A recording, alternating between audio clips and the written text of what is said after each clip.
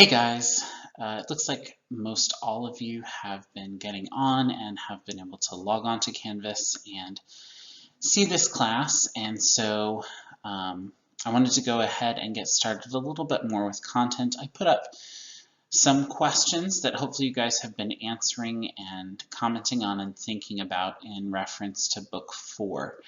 And I did want to spend a little bit of time just talking about Book 4 because Book 4 really is a chance that Virgil takes to explore some of the central themes and values that he sees as key to ancient Rome. You may remember that we were talking before spring break. It seems like a long time ago right now. But you may remember that Caesar Augustus asked Virgil to compose the Aeneid for the purposes of creating a national epic for Rome. You may also remember that we talked a lot about how virtuous Virgil was, that he seems to have been a really upstanding and upright person, and even medieval Christians really admired him. And so Book 4 is just an opportunity that he takes to really kind of explore through a comparison and contrast of how the issue of love is handled.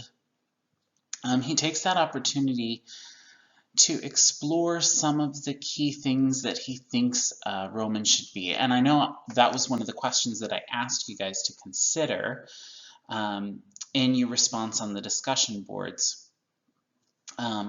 What he really seems to value and what he sees the model Roman citizen as. And that's a little bit what I want to talk about today. And I've read some of your responses already, and you guys are right on track with some of the things that Virgil really seems to value as part of being the model Roman citizen and kind of the Roman moral code. And so I want to look at this kind of contrast between Dido and Aeneas and this whole issue centered around love. And love is a very appropriate thing for that to play out because, of course, we know that Aeneas's mother is Venus, right? Goddess of love, Aphrodite in the Greek terms. And we have seen traces of that, right? Obviously, love and passion played a role in the Trojan War, right? We've seen Aeneas's response to his first wife. We've seen Dido's response to her first husband, and we see more of that in Book 4. And so he's playing this out in a very multifaceted way. We also see King Iarbas, one of the nearby African kings that's not far from Carthage, and how he responds to love. And so Virgil is just building on a lot of layers here to help us examine this idea of love and use that as a launching board because it fits within his story, but use it as a way to kind of launch into an examination of what it means to be a Roman, right? And that's really one of his main purposes in this whole epic. So we're going to talk just a little bit about some of those themes that appear in Book 4 in particular. We'll be moving on to Book 6 soon. I know you guys read, or you were assigned to read Book 6 over spring break. I hope you all took your books with you. It seems like you did. If for some reason you don't have it, I'm going to be trying to find a translation of the Aeneid to put up on the Canvas page. But I may or may not be able to get a digital copy of the Stanley Lombardo translation to share. So it may have to be a different translation if you didn't take your book with you. If you took your book with you, great, you got the Stanley Lombardo translation. But if you did not, I will try to find a translation to put up for you. So really, Book 4 is really almost all about passion versus self-control. And that is embodied in the responses that Queen Dido and Aeneas make, particularly at their separation. I mean, we see Dido's passion earlier in the book, right? We see at the beginning that's really kind of what it starts with. And that really is her response. She demonstrates passion, right? That's what we see from her. But then we see a further explanation of that, and certainly a longer dwelling on it, when Aeneas decides that he has to leave. I mean, he is kind of commanded to leave. Like, Mercury comes with a message from Jupiter saying, have you forgotten about your destiny? Remember, you're supposed to found the civilization of Rome in Italy. This is not where you're supposed to be. What are you doing?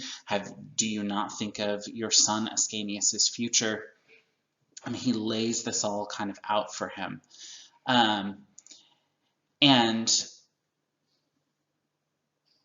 And so that moment when he decides that he has to leave, and there's that confrontation between him and Dido, and then that's where we really begin to see that real distinct difference in their responses to this relationship that they've had, and where we see what Virgil seems to value and what he seems to disdain. And of course, then that plays out even further, right? That plays out on a larger scale, and that is drawn out throughout the rest of Book 4, because it's actually fairly early on in Book 4 that Aeneas makes the decision to leave, and then there's a lot of conversation and kind of description of their different approaches to it afterward. Of course, Aeneas, right? Queen Dido is demonstrating passion, and she's maybe even a little overboard and overpassionate in her response. And Aeneas is just demonstrating this sense of self-control and a sense of duty to what he has been called to do. And so that is kind of the dichotomy that we see there. So in some translations and in some versions of the Aeneid, some of the books are given titles. And in some versions, the title of Book 4 is actually called The Passion of the Queen. And this is appropriate because, by and large, Book 4 is told kind of from Dido's point of view. There are a few little segments that are told from Aeneas's point of view, and there are a couple little segments that are told from other people's points of view, King Iarbas, and we get to see his jealousy, which is a different take on a response to love, that Virgil manages to throw in there. We get to see it from his perspective very briefly. He's kind of this jealous suitor whom Dido rejected, but then he becomes kind of enraged and pleads with Jupiter once Dido and Aeneas are in a relationship. We also get a little bit of a section from Anna's perspective, Dido's sister, especially after Dido has stabbed herself, and we get to see kind of her perspective of events there. And that's a little bit different perspective too. She's not very smart, Anna isn't. She's not very clever and cunning. She doesn't pick up on things. And she's kind of a matchmaker. She kind of leads Dido astray a little bit. Dido trusts her, but she's not really necessarily worthy of that trust. So there's several different angles, but most of the book is told from Dido's perspective. And so calling it The Passion of the Queen is very appropriate. And so after you watch this brief lecture, I'm going to be asking you to respond in some way with some different options. And so one thing that you could think about is, as part of your response, is what do you think of when you hear the word passion, right? What is passion? What comes to mind as examples of passions? Dido's example is quite an extreme example. What are some other maybe similarly extreme examples of passion that may or may not have to do with love, but where passion has just kind of gone overboard and has ruined someone? And that really seems to be Virgil's perspective, and that's what you guys were kind of getting at in some of your responses already, that Virgil doesn't really seem to have much respect for displays of passion. that there has to be a tempering to that, right? That enthusiasm may be one thing, but passion is perhaps going a little bit beyond bounds. So, I mean, a simple dictionary definition of passion is strong and barely controllable emotion. I think that barely controllable is important there, and we'll come back to that in a few minutes when I pose some other questions that you might address. But that very strong and barely controllable emotion, and Virgil seems to be suggesting that passion can lead us down a path that really leads to our own destruction, right? And we kind of see that at the end of book 4. Let me pull up a brief passage here. I've got the book here.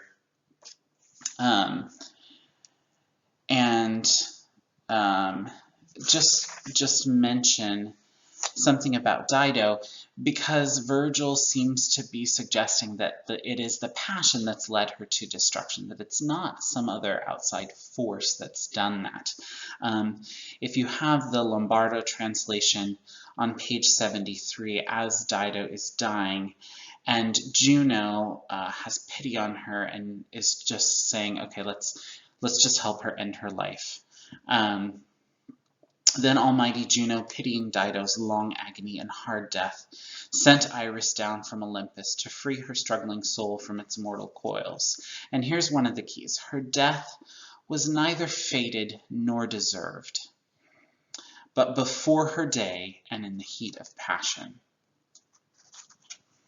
So there, Virgil seems to be saying that it's not an outside force. It wasn't fate. It wasn't something she did that caused her to deserve this. It was really a death before her time, and it was a death that was caused by the heat of passion, right? And so Virgil seems to suggest that passion led to this destruction and this doom. Now, whether or not you agree with him, that seems to be where he lands, and that seems to be part of his opinion. It's important to note that passion also comes from the Latin word passio, which means suffering, right? This is a Latin root word, and so for Virgil to use that word, it comes from his native language, and it means suffering. He's saying passion equates with suffering. Passion causes suffering. And so that just connects again to how he's saying Dido's death comes about.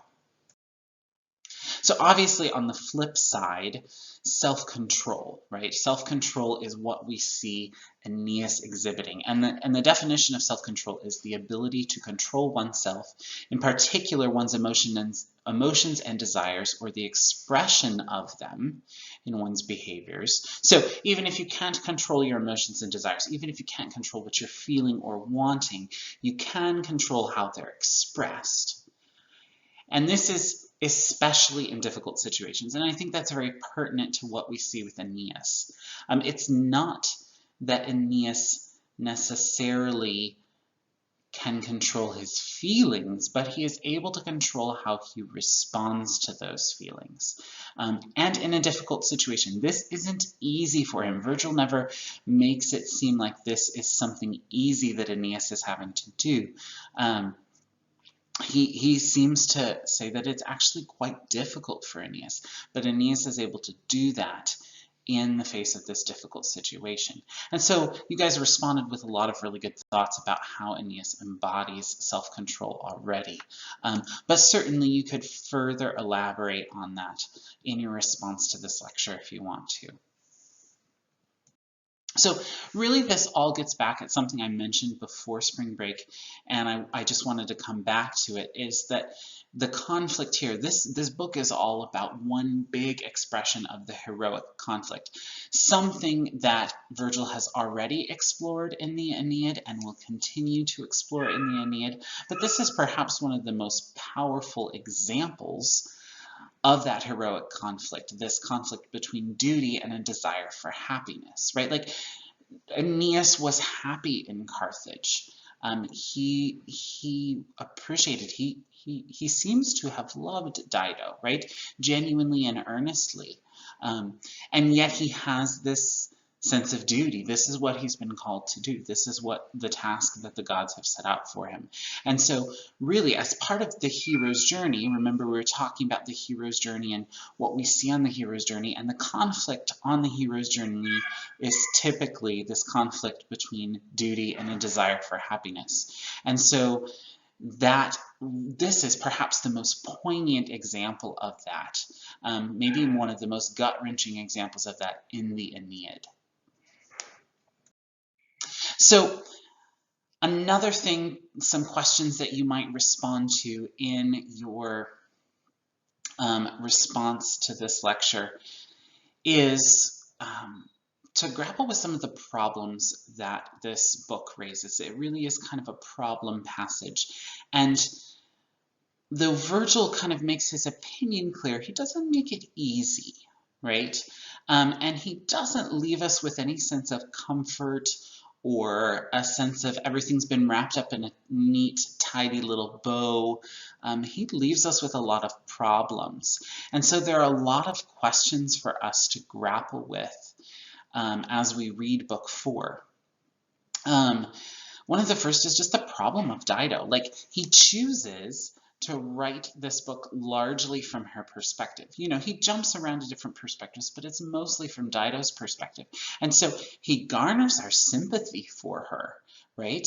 Even though he seems to be condemning her passion, he still seems to be wanting us to kind of be on her side, even though he's kind of saying this isn't really a good thing, her passionate reaction, but by telling the story from her perspective, he seems to want us to sympathize with her. And he kind of raises the question, is Dido to blame for her passion, right? She didn't choose to have Cupid make her fall in love with Aeneas, right? And he kind of raises the question of, did she have a choice? Because we've got Cupid and Venus interfering with her and kind of causing her to fall in love. And yet on the same, not on the same, on the other hand, right? Her first speech to Anna after she's fallen in love with Aeneas is like, she's had these dreams and she's kind of confesses that she's in love with Aeneas, but she says, but I'm not going to do that because these are the vows that I took. And it's only after Anna kind of persuades her, oh, it's not a big deal, your vows, you know, we can fudge on those a little bit. Don't worry about that, right? Did anybody really expect you to do that? It's after Anna's kind of speech to her that she changes her mind and decides to pursue Aeneas. And so there's not a comfortable answer in there. And so I'd be interested to hear your thoughts, what you guys think. Is Dido to blame for her passion? Is it the fault of Venus and Ascanius? Did she have a choice? Did Anna lead her astray, or did Anna just kind of further the work of Venus and Cupid? I said Ascanius, but not Ascanius. It was Cupid disguised as Ascanius. So is it Venus and Cupid's fault? Is it Dido's fault? Like, how could she have reacted? Could she have made a different choice? What does Virgil seem to suggest there? Another problem that he really raises is like this different perspective, right? Like when Aeneas decides to leave, it becomes very clear that Dido and Aeneas did not have the same take on their relationship, right? And Dido's going on about, we're married, you're my husband, you've abandoned me, how could you, dishonor our marriage vows? And Aeneas seems to kind of be like, whoa, whoa, whoa, whoa, whoa. Like, I never made any marriage vows. Like, we were not married. That was not what this was, right? Although Juno and Venus seem to have kind of thought of this as a marriage, right? Juno refers to it very much in the terms of marriage. So Venus is just kind of slyly smiling off to the side, I think knowing that, like, she knows that this relationship is going to totally ruin Carthage, right?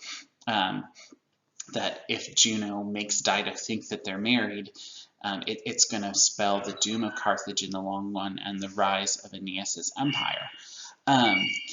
But there's that whole thing, are they actually married, right? Like, at least one of the gods seems to have viewed it as a marriage. Dido seems to have viewed it as a marriage, but Aeneas did not. And then there's the question, does Aeneas love Dido, right? She is claiming that doesn't, right? That he's just used her. But then we do get small sections from Aeneas's perspective, and so did Aeneas love Dido? What's kind of going on there? What is the nature of their relationship? And so you guys could perhaps comment a little bit on that as well. What do you think? Was Aeneas's leaving a desertion of Dido? That's what she claims and that's what she feels. And certainly because Virgil tells so much of the book from her perspective, that's kind of what it seems like and what it sounds like. Is he heartless? She claims that he's heartless, right? She seems to claim that he's kind of a heartless monster. But is he actually being heartless? He's kind of stone-walled and stone-faced and doesn't really respond to her pleas or Anna's pleas when Dido sends Anna to him. But what do you think? And I would be interested to hear what your thoughts are there. Is this a desertion? Is Aeneas heartless? Is he making the right decision? Like, what are your thoughts on that? Is he doing a good thing or not? And then how do we kind of reconcile the way Aeneas responds to his first wife, Creusa?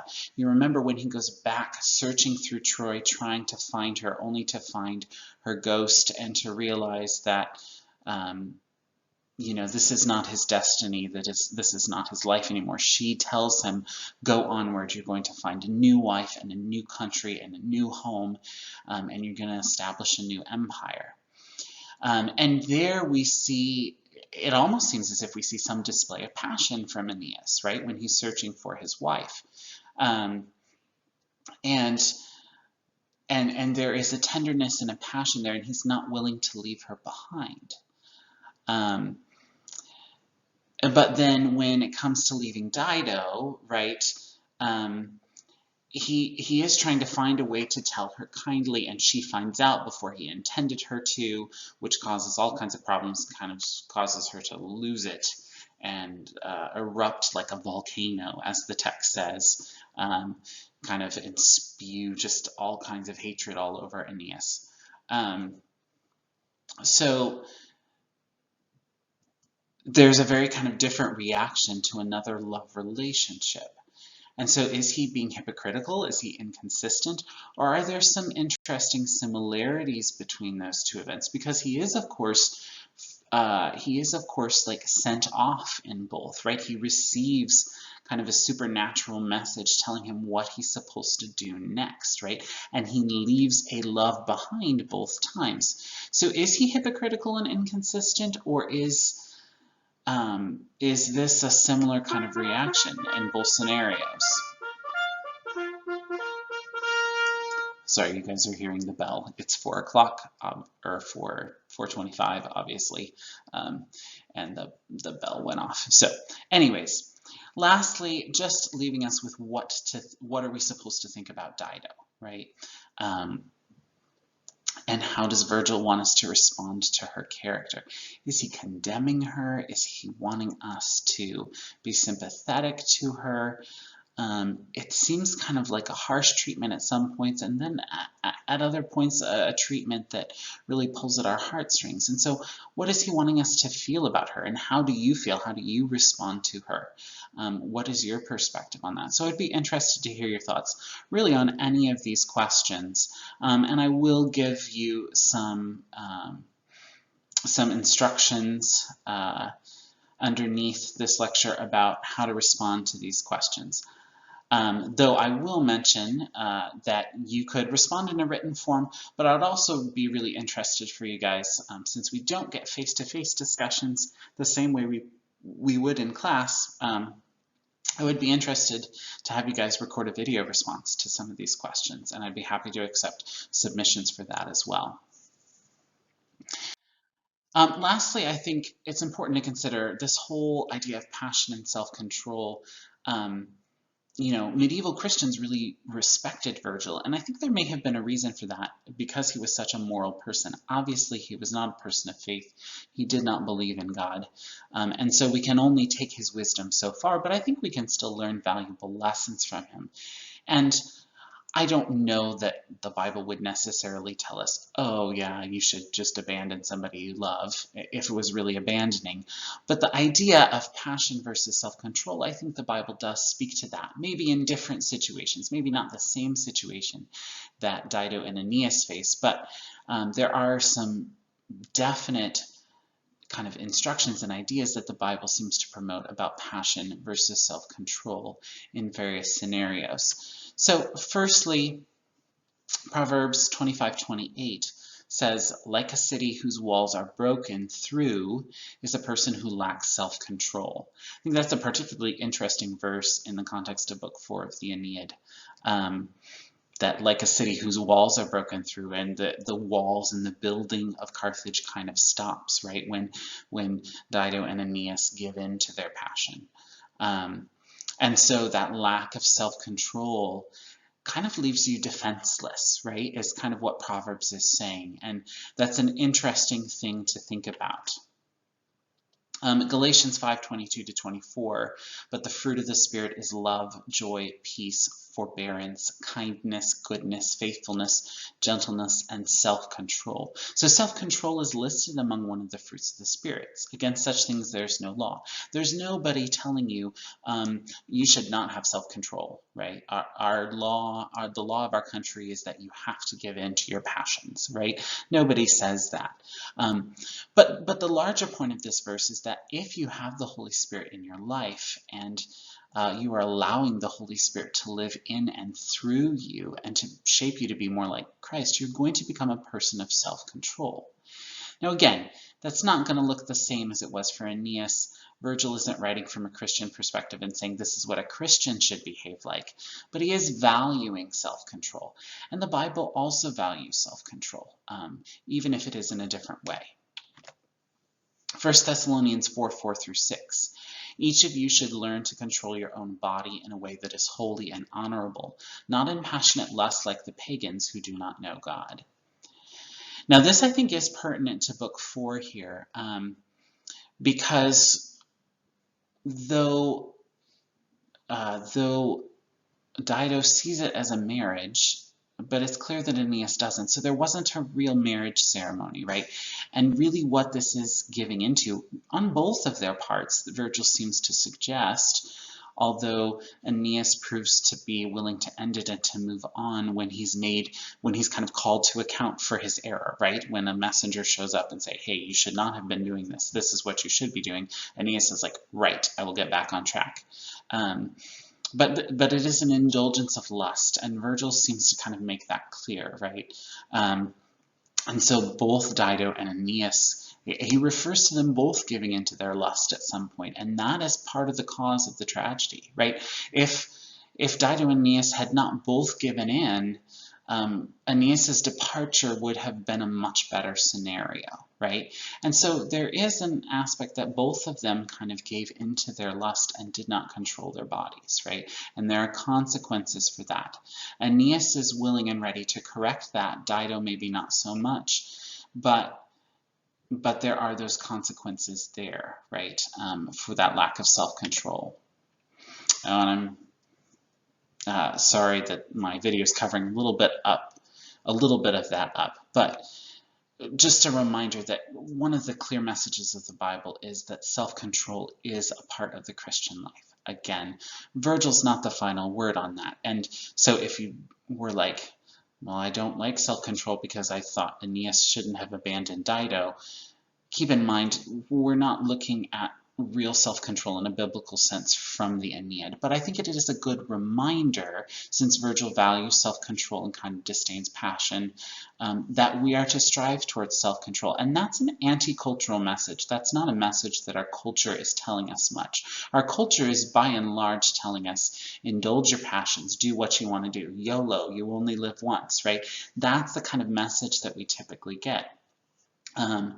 And that's not really the message that the Bible gives us, right? And so I think even though Virgil's perspective is not an entirely biblical perspective, it can be a little checkpoint and make us say, right, reminder, self-control is good, and we should not really be giving into our passions, right? In the sense that Virgil is talking about, that not enthusiasm, that's not really what Virgil's talking about, but our passions are kind of overboard decisions that are irrational and lead us to suffering. So make sure to take a look at the instructions underneath this lecture and how you can submit some of your thoughts for discussion, and then make sure to be responding to what other people post. This has been a discussion-based class, and I want this to continue to be a discussion-based class. So we're going to be doing a lot of stuff on the discussion boards. So chime in, respond, give thorough and thoughtful responses to your classmates so that we can really generate some discussion, raise some interesting questions, start some debates. This is a great forum for that, and so let's start that here with a conversation about Book 4. What are you guys thinking? What are your thoughts and feelings? How are you responding? How are your responses different from other people's? What lessons are you learning from this?